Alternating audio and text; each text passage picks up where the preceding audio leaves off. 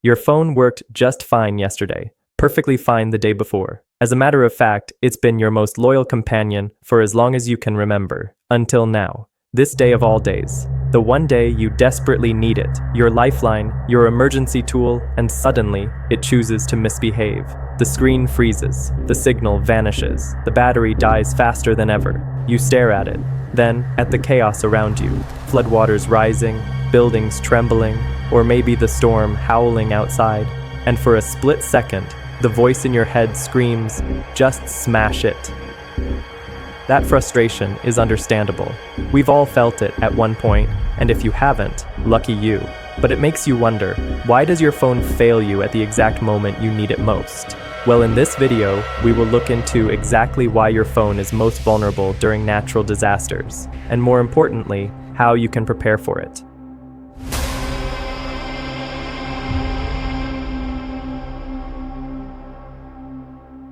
You see, your phone isn't really the problem. The world it depends on is. That glowing screen relies on a fragile web of power grids, cell towers, and satellites. And when disaster strikes, those fragile links snap. First, let's talk about the network itself. The problem isn't your phone, it's the entire infrastructure your phone relies on. Think of the cell phone network as the country's nervous system. When a disaster strikes, that system gets a massive shock. Imagine a hurricane hitting a coastal town. High winds rip antennas right off towers. Floodwaters submerge crucial relay stations. Power lines go down, and even towers with backup generators can run out of fuel or be damaged by falling debris. Just like that, the entire nervous system goes dark, leaving millions of people stranded without a signal. But what if the towers are still standing? You're still not in the clear. The next invisible enemy is network congestion. When a major event happens, everyone, thousands, even millions of people, tries to make a call or send a message at the exact same moment. The network isn't designed for that kind of sudden, massive surge. It becomes a traffic jam of digital signals. Your call, which needs a clear lane, gets stuck in the gridlock. That's why officials always say, text, don't call. A text message is a tiny bit of data, like a small motorcycle weaving through traffic. It has a much better chance of getting through. There's also a ripple effect. When your phone can't connect to its own carrier's towers, it desperately tries to find any signal from another carrier. This roaming ripple effect adds even more stress to an already overwhelmed network, creating a vicious cycle of failure. But it's not just the towers you can see. There's a hidden layer of vulnerability in what's called the backhaul network. These are the high-capacity fiber optic and microwave links that connect cell towers to the core telephone network. They often run underground or along utility poles, making them susceptible to damage from earthquakes, floods, and landslides. A single break in a major backhaul cable can sever the connection for dozens of cell sites at once, creating a massive dead zone, even if the towers themselves are perfectly fine and have power. Let's say you somehow find a sliver of a signal. You're not out of the woods yet. Your phone has a secret killer, and its name is battery drain. When a cell signal is weak, your phone is constantly working overtime, pulsing out a stronger signal in a desperate search for a connection. This is an incredible drain on your battery. It's like revving your car's engine at full speed while stuck in a ditch, trying to find the next gas station. In a power outage, a given in most disasters, your phone's charge is all you have. And your trusty power bank? It might be dead, or you might have forgotten it. Your car's charger may not work if the roads are blocked, or you might not be able to get to your car at all. That 100% battery you started with can vanish in a few short hours, leaving you with nothing but a useless black mirror. And the physical world isn't helping. Extreme cold can make a battery's charge plummet, while intense heat can cause permanent damage. Your phone might be a marvel of technology, but its power source is surprisingly fragile. Your phone isn't just susceptible to network and battery issues. It's also incredibly fragile in a physical sense. During an earthquake, a simple drop can shatter your screen. In a flood, water-resistant means almost nothing. A little water is one thing, but a submerged phone is a dead phone. Wind-whipped debris can smash your screen, making it impossible to read. And finally, there's the digital disconnect. We live on the cloud, our contacts, our maps, our important documents. We rely on apps for everything. But if the internet goes down, so does your access to all of it. Without a connection, you can't access that PDF of your medical records you saved to your cloud drive or the emergency contacts list that lives only in your online account. Worse, many apps are deceptive. The news app you rely on for real-time updates and emergency alerts becomes useless. The GPS map that guides you to safety can't load new routes. All that vital information you rely on every day, it's all on the cloud. If you can't connect, you're on your own. This digital isolation also cripples the very systems designed to help us. Modern emergency alert systems, like the wireless emergency alerts, depend on a functioning network to deliver life-saving information about evacuation orders or shelter locations. When the network is down, the official warnings stop. This creates a dangerous information vacuum, leaving people not only disconnected from their loved ones, but also from the authorities, amplifying feelings of panic, uncertainty, and being utterly alone in a crisis. You don't have to imagine this worst-case scenario. These aren't just hypotheticals, they've happened again and again. These are just a few of the many recorded instances where the issues outlined in this video have turned our most trusted devices into useless bricks when we need them most. The first is Hurricane Katrina, 2005. Hurricane Katrina is one of the most cited examples of a catastrophic communication failure. The storm's high winds, storm surge, and widespread flooding led to a complete breakdown of the telecommunications infrastructure in affected areas of Louisiana, Mississippi, and Alabama. The storm knocked out over 1,000 cell sites. The sheer force of the wind and water destroyed cell towers, antennas, and key equipment. The prolonged power outage was a major factor. While many cell towers had backup generators, they eventually ran out of fuel, and the flooding made it impossible for crews to refuel them. After the storm passed, the surviving network was overwhelmed as millions of people attempted to contact loved ones or emergency services all at once. Calls were either dropped or simply couldn't connect.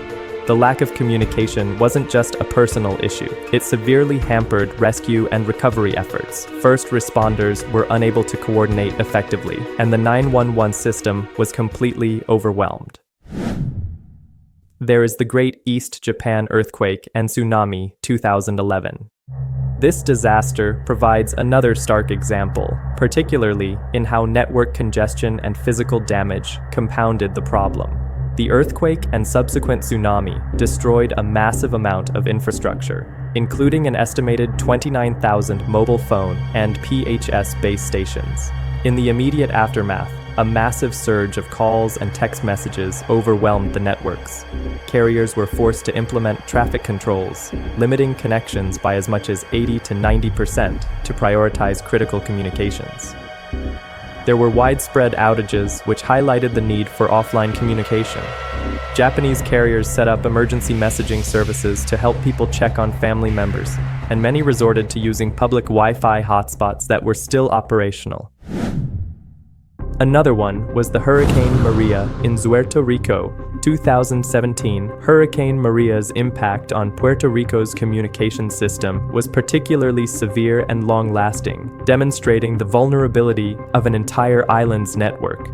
The storm's powerful winds and rain damaged over 95% of the island's cell towers. The entire island was plunged into darkness as the power grid collapsed. With no power and widespread flooding, the backup generators for the remaining cell sites eventually failed. Roads were impassable due to debris and landslides, preventing crews from reaching and repairing the damaged infrastructure. The communication failure was not a short-term issue.